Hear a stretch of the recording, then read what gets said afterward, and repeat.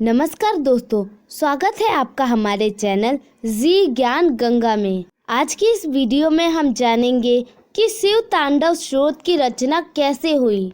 Video शुरू करने से पहले अगर आपने अभी तक हमारे चैनल को सब्सक्राइब नहीं किया तो प्लीज़ हमारे चैनल को सब्सक्राइब जरूर करें।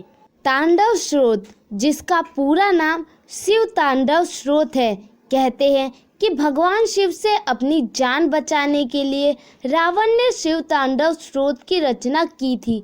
आइए जानते हैं शिव तांडव स्तोत्र के बारे में।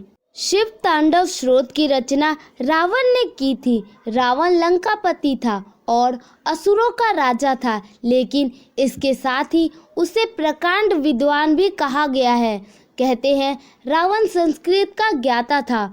शिव तांडव के स्रोत संस्कृत भाषा में हैं।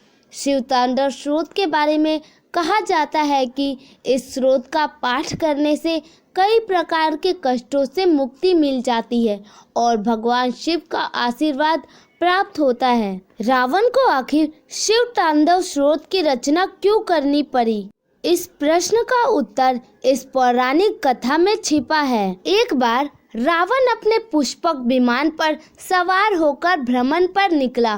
पुष्पक विमान पर सवार होकर रावण का विमान 7वें आसमान पर पहुंच जाता था, क्योंकि इस विमान को उसने भगवान कुबेर से छीना था। जब रावण को अधिक अहंकार होता तो वह पुष्पक विमान पर सवार होकर भ्रमण पर निकलता था। पुष्पक विमान मन की गति से चलने वाला विमान था।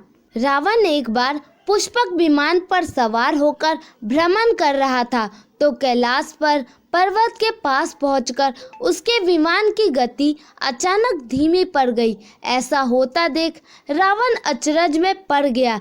रावण के कुछ भी समझ में नहीं आया कि आखिर ऐसा क्यों हो रहा है। उसने इधर उधर देखना प्रारंभ किया तो उसे कैलाश पर्वत पर भगवान शिव की सवारी नंदी पर उसकी नजर पड़ी।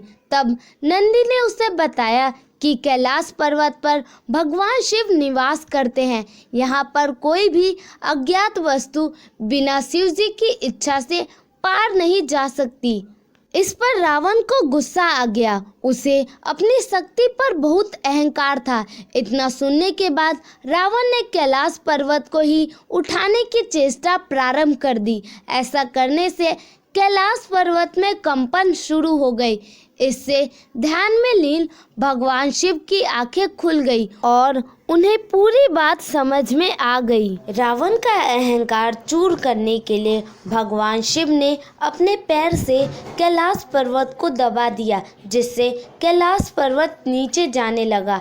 इस प्रक्रिया में रावण के दोनों हाथ पर्वत के नीचे दब गए। रावण ने अपने हाथों को निकालने के लिए बहुत प्रयास किए, लेकिन सफलता नहीं मिली। उसे लगने लगा कि उसके प्राण संकट में हैं। रावण प्राण बचाने के लिए चिल्लाने लगा। उसे अपनी गलती का एहसास हो गया और वह भगवान शिव से क्षमा मांगने लगा। कहते हैं कि भगवान शिव से रावण ने कई वर्षों तक क्षमा मांगी, लेकिन शिव जी ने उसे माफ नहीं किया।